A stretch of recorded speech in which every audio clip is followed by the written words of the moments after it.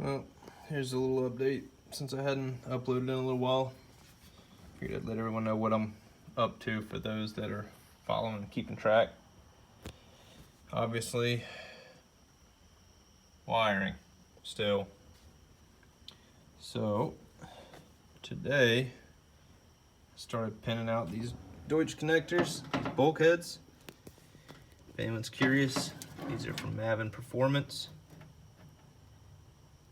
If you've never used Deutsch connectors and you're not on a real tight budget, Deutsch connectors are amazing. I freaking love these things.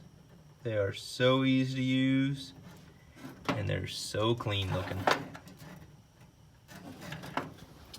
So when you get stuff ordered from Maven, I ordered these 29 pin connectors.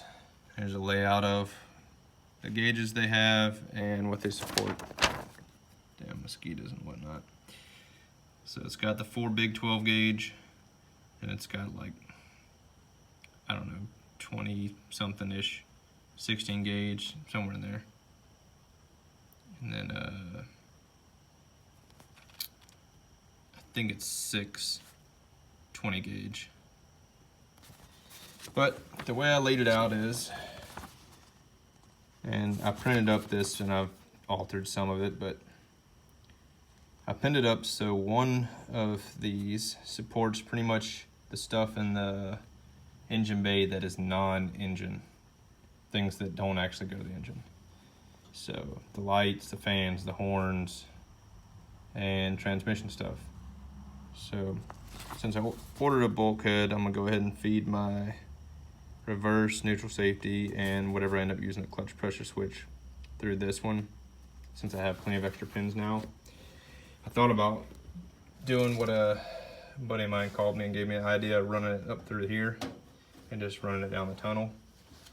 And that wouldn't be a bad idea if I was gonna have carpet in it right away, but I don't know if I'll have carpet in right away to hide the wires. I don't know if I want wires showing and they're gonna end up getting hung up or something. I'm gonna catch them and rip them, whatever.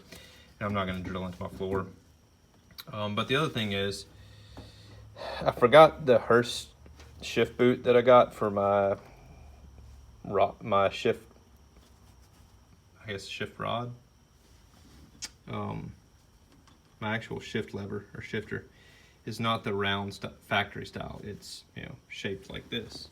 It's kind of octagonal, or not octagonal, rectangular. But anyways, these bolt holes, and I put these nice little riv nuts in. Well, they don't line up with the Hurst one. It's like slightly off and it's elongated. So anyways, I ordered a sheet of stainless 18 gauge. I'm gonna cut my own trim ring, and the stainless sheet I ordered is a little thicker, and I'm just gonna use it to sandwich down the rubber boot. I'll drill some new holes in it so it uses these factory holes, and it'll pretty much just smash that thing down. But it also will serve as sealing this hole up completely. So anyways, like I said, non-essential engine stuff is on one plug, and the other plug is mainly engine stuff. The Holley EFI, all the sensors on the engine, the starter solenoid, the inputs, outputs, like my fuel pump, relays and whatnot. All that'll feed to this other one. And I'm sure if anyone has ever looked into these Deutsch connectors, you know that you use a tool similar to this. And I've showed this before. This one is actually the Deutsch brand. You can get China knockoff of these. I don't know if they work as well, but these things are amazing. There's the part number, HDT4800. Fully adjustable. Set the gauge there of the wire you're using. Set your pin depth on this. Set the pin in to where it's flush and put your wire in and crimp. I mean, it's stupid simple. But when you're wiring, if you plan to rewire your car, take the time and make it clean. These snakeskins nylon braid is super nice. It makes the wire adds a lot of abrasion resistance to the wire. It also makes it slick to where it slides through these crevices and cracks and over what would be sharp ridges, like, you know, these lips, all these little edges that, you know, if anybody's ever worked on the dash of one of these, they got little burrs and whatnot under these that are not filed smooth or rounded off nicely, and they will cut the shit out of your arm. And if they cut the shit out of your arm, they're damn sure gonna cut into insulation. Whether you're pulling wire over it, moving wire around and constantly rubbing against it, or just the vibration of the car constantly on that sharp edge. This stuff is great. Use it. It's cheap. Amazon. It's like $5, $10. They got a bunch of different sizes. I'm using 1/4 inch here, 1/2 inch here. I've got a thing of 3/4 and 1 inch, I think. And then heat shrink the ends with some adhesive heat shrink. And that shit's cheap too. Got like 3 boxes of it. They're like $5 to $10 per box, pre-cut, red, black, white, bajillion different sizes. Shit's great. On to another thing. I didn't push the matter with Holley because I planned on re-terminating these cables anyways.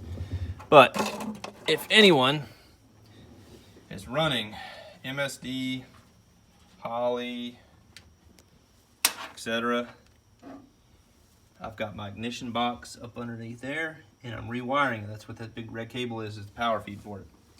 So I pulled this out. Sorry for the lighting, I'm trying to get where you can see without it glaring terribly. So I pulled this apart because I planned on re-crimping a terminal onto my wire over there. So I had to find out what terminal it was. I ordered a Weather Pack, Metro Pack repair kit that had a bunch of different connections. These are actually GT series, if anyone's curious. And to my surprise, this is what I found when I pulled it apart.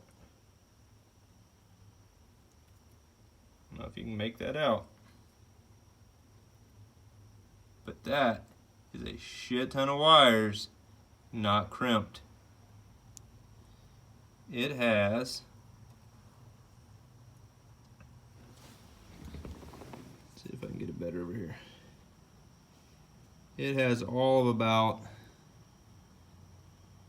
I don't know, maybe 4 wires crimped on the damn thing.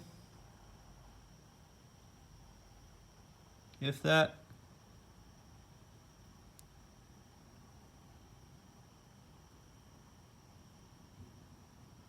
I don't even think it's got that. I think it's got about 2 of the strands caught. And if you can see, the wires are tinned. So somebody fail crimped it and tried to solder it down. Now, I haven't tried to snatch this thing, but I'm pretty sure I might actually be holding on to that couple of strands pretty decent. But it damn sure wouldn't carry a load worth of shit. So if you're having issues with one of your ignition boxes or your Holley, check their crimp job. Pull the connector apart, see what it looks like. Wouldn't be surprised if that is a common problem.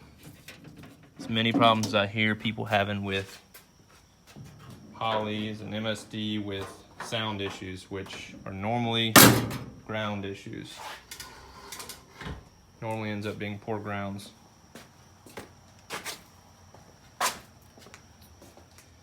I don't remember if I mentioned before, but I got my clutch bled out. Don't know if you can see it too well down there. It's all hooked up. I will show you what I'm running to use the hydraulic setup. If anybody's wanting to change to a hydraulic clutch, this guy was super nice, decently priced, quality made, and he replied to email quick when I asked for support because I didn't read the instructions carefully like I should have. That's right here. This is for T5 bracket, but he makes brackets for different cars, different years, different transmissions. This bracket comes, well, it can come as a whole kit. You can have it come with the clutch sleeve, etc. I already had a clutch sleeve that I got off Speedway as a return that was stupid cheap, so I bought it. I already had the braided line. I did need the stainless push rod though, so I got the push rod and this bracket, and it was all for right at $100. And the bracket comes powder coated, and it comes with this locking hardware here, and then of course the push rod comes. You have to cut it to length once you put it in and size it. And my screw up was I didn't realize that you're supposed to use that inside hole. So I was trying to figure out how the hell it was supposed to line up and work with that outer hole. I thought he had sent me the wrong bracket or something. But I was wrong. After thinking it through, it makes sense. It probably gets more throw out of using that inside hole than that outer side. You get more leverage on it, but you don't need the leverage. At least not with my setup. God, my clutch is stupid light. And this clutch was a pain before. This is a 4-puck, like 500 or 600 horsepower rated clutch. And it is heavy, or was heavy. And it is stupid light now, like Honda Civic light. So, got that done. And still gotta do my fuel lines, but here's the back side. Still messing with my relays. I want to finish this wiring up so I can get that all terminated to size so I can terminate to here. I want to put some kind of disconnect on these relays, so if I ever need to pull this panel apart, I'm not tied to a leash because the relay is hard connected back to this harness. So I want to put an actual plug on like my fan wire here and here. These two big gauge fan feeds that are going to be going to this relay. I need to make them disconnectable because the fuse block, these relays, everything's held on by Teflon or nylon nylock nuts on the back side. They're not riv nuts where they don't thread straight on. So to pull it, I have to pull this whole panel off. Just for future serviceability is really all I'm thinking of. Anyways, the same thing back here. Originally I was gonna run this all as one huge bundle. I rethought that because it was gonna have to branch out a bunch of different places on the dash. So I ended up segregating it. The big column plug is one run, one Deutsch connector is one run, the other Deutsch connector is the other run, and then the stuff that feeds like the headlights and gauge cluster is another run. The only thing I have left to do is this stuff, which is the radio, radio battery. I don't remember what the hell. Oh, this orange wire is the dome light, I think. And this white is wiper feed. So those are going to be on their own thing. The wiper feed I probably should grabbed on to the gauge cluster. I didn't realize I'd left it out. So, oops. Oh, the other thing I did, my AC wiring, I did that too. Re-terminated. This is all the extra slack shit that they had left over after I cut a bunch of shit off, along with a bunch of extra 10 or 12 gauge power and ground wires.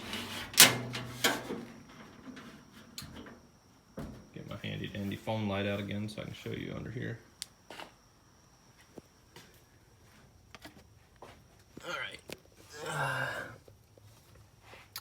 Braided this one the other day. That is my speaker wire. And it also braided this one up here.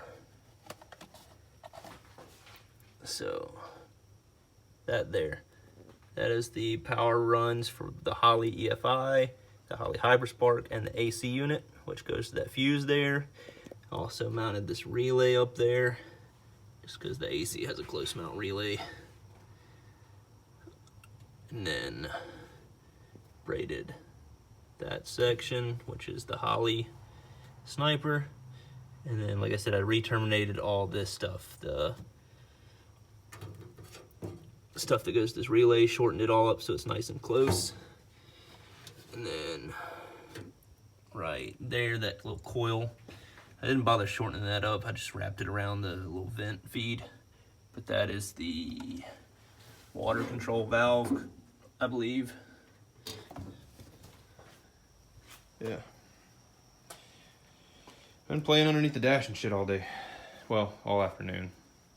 So I'm actually teleworking. So yeah, that's what I got done. tomorrow I'll come out and try to finish that bundle of wire right there. And then, I don't know if I'll probably finish up the Deutsch connector that needs to be done, or the Deutsch connectors that need to be done for the cluster up here. I'll start working on those, get them finished. I need to mount my bright low beam, high beam foot switch. I've got the plug ran over, actually it's laid across the floor right there, that braided line. It needs to cross over to that side over here. And I need to wire up the headlight switch, and that's it, that stuff. But the wiring is getting there. It's almost done. Almost. Still gotta terminate this shit too. This is the Holley feeds as well. The AC feed, ground. I've got to find or mount a ribbon up back here for another chassis ground. I might end up putting it right here. And then I have my ground over here that I'm going to use for the relays. I'll probably do the same thing. Put a chassis ground right here and feed it around to that stud.